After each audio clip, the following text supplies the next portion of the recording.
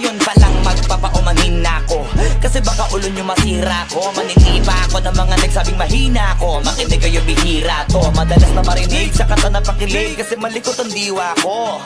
Iba yung pinapakita ko, para di nila makita na may tira ko. Di nakita nyo, madulas ang dila ko. Kaya pagka pumitik klaro, kung usapang linya naman eh mabisa. Kaya gusto nila makabisado.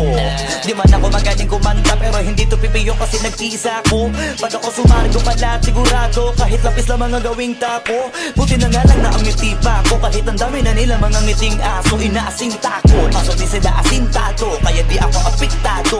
Iba mag-isip kasi laking kanto, papato lang ako kapag kikita ko. Kaya minsan lang ako maging gago, pag yung kabaliw ako binisita ko. Kung usapang multi, mabuti na lang na parito ka, halika papakita ko. Dami ko kasi ngiti na bing bago, kung susumain siguro ano na pong sako. Tsaka balita ko, galing sa bibig nyo madali ka mo, kasi gagawin nga to. Pag hindi nyo nagawa eh para nyo na rin inamin ninyo, kaya na itumba ko. Bars, natatap na mga flip, hindi marunong magdamit, inuuna yung salawal sa Brit. Lahat galing-galingan ng baliw-baliwan para mapansin ulit pag di na sila click. Mga barbero na hindi marunong magupit, dinadaanan sa kulit para masabi malupit. Pare-pareho na yung trip, para sa nyo mga para masakit. Bibilib lang ako pag nailapat nyo sa beat. Madami magagalit dyan, pero bago makalapit matik yan, punit-punit. Kaya nagagalit yan, walang avid fan at wala ring fan sa piso net.